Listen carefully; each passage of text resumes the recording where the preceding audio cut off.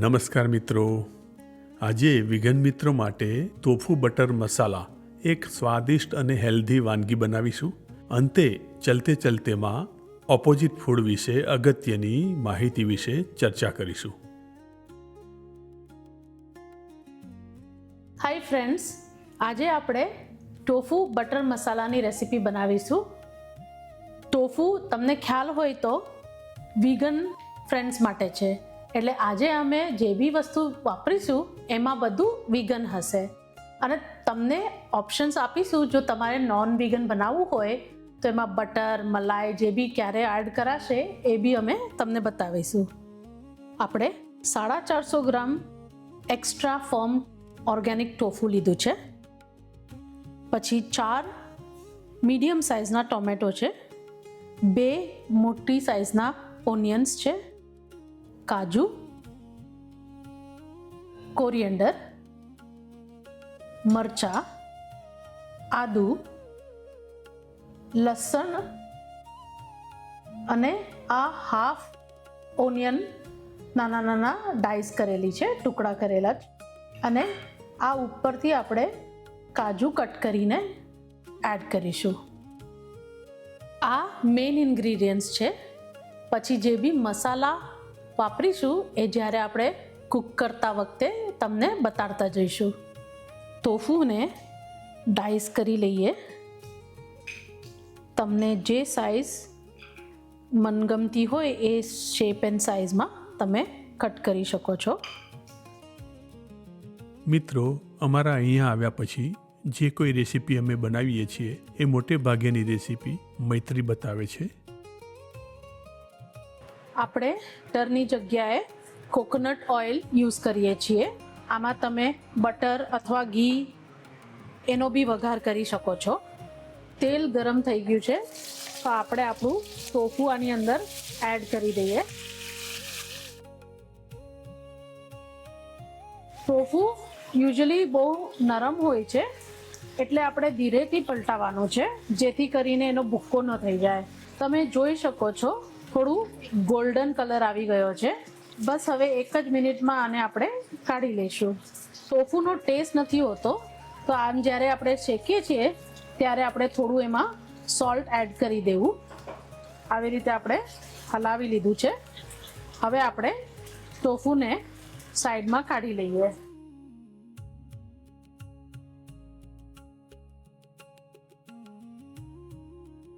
એ જ કઢાઈમાં આપણે ફરી થોડું કોકોનટ ઓઇલ લેશું અને આજે આપણે કાંદા કાપેલા હતા એ એમાં એડ કરીશું.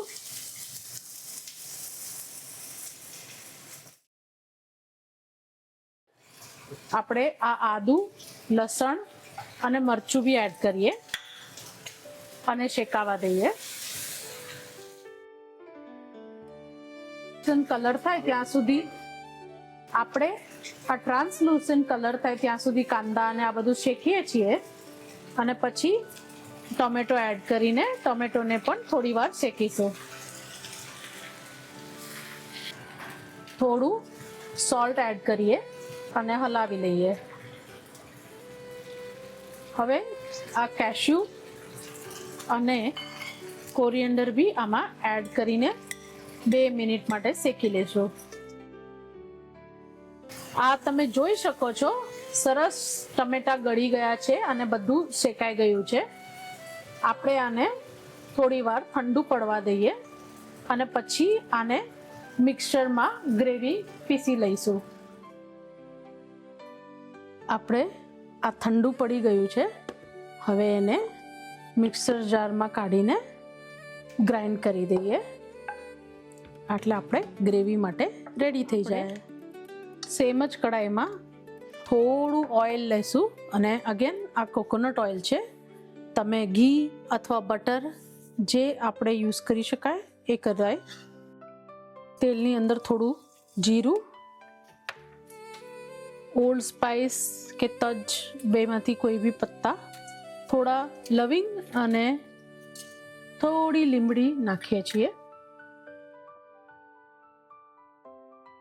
હવે એની અંદર આપણે જે ગ્રેવી બનાવી છે એ એડ કરી દઈશું.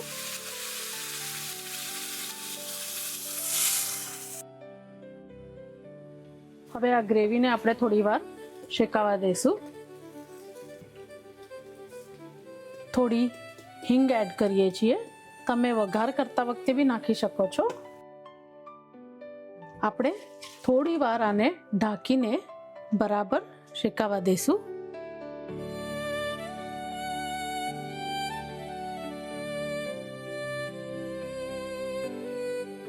આપણે આ ઓનિયન્સ એકચ્યુઅલી તેલમાં સાતળવામાં નાખવા ભૂલાઈ ગયા છે, પણ અત્યારે બી એડ કરી દઈએ છીએ તો સરસ એનો ટેસ્ટ આવી જશે. તમે કટ ઓનિયન ના નાખો તો બી ચાલે. આ તો તમને દાંતમાં બાઇટિંગ તરીકે ઓનિયન્સ આવે એટલે થોડું મજા આવે. બાકી આપણે ગ્રેવીમાં ઓલરેડી ઓનિયન નાખેલી છે.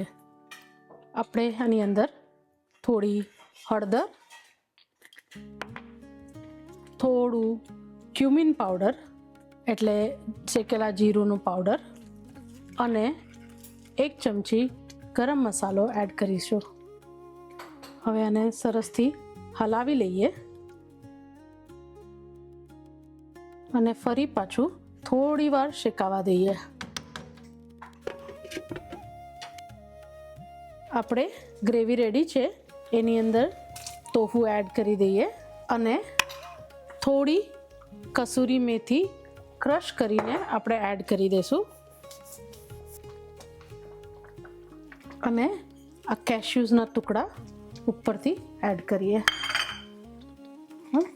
ધીરેથી આપણે આને મિક્સ કરી લેશું.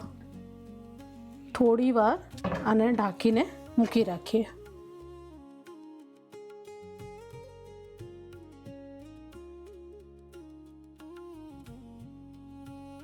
આપણું ટોફુ બટર મસાલા રેડી છે સર્વિંગ માટે.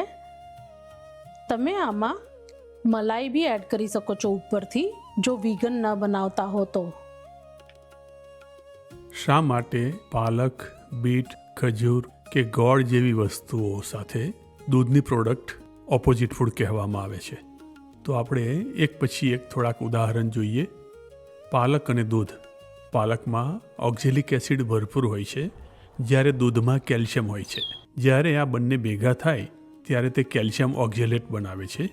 આ મિશ્રણ શરીરમાં કેલ્શિયમનું શોષણ અટકાવે છે અને લાંબા ગાળે પથરી થવાનું જોખમ વધારે છે. ઉદાહરણ પાલક પનીર લોકપ્રિય છે, પણ આયુર્વેદ મુજબ તે પાચન માટે ભારે છે. 2. ગોળ અને દૂધ.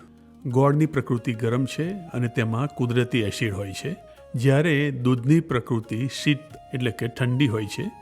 ગરમ દૂધમાં ગોળ નાખવાથી દૂધ ફાટી શકે છે અથવા પેટમાં જઈને એસિડિટી પેદા કરે છે. આનાથી પેટમાં ગેસ, ચામડીના રોગો અને લોહીના વિકારો થઈ શકે છે. ખજૂર અને દૂધ.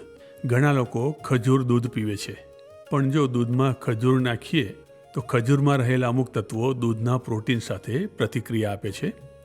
4. બીટ અને દૂધ. બીટમાં પણ પાલકની જેમ ઓક્ઝેલેટ્સ હોય છે. ઉપરાંત બીટમાં રહેલી કુદરતી શર્કરા અને દૂધનું પ્રોટીન જ્યારે પેટમાં ભેગા થાય છે ત્યારે આથો પેદા કરે છે, ફર્મેન્ટેશન થાય છે. આનાથી અપચો, પેટ ફૂલવું અને ચામડી પર એલર્જી થઈ શકે છે. સાયન્સની દ્રષ્ટિએ જોઈએ તો જે વસ્તુઓમાં આયરન હોય છે એની સાથે કેલ્શિયમ ન લેવું જોઈએ, કારણ કે કેલ્શિયમ અને આયરન એકબીજાને એબ્સોર્બ કરી લે છે. તો તમને ના તો આયરનનો ફાયદો થશે, ના તો કેલ્શિયમનો, અને ઉપરથી આ બધા જે નુકસાનો થશે એ અલગ વસ્તુ છે. તો મિત્રો, સ્વાદની સાથે સ્વાસ્થ્ય પણ જરૂરી છે.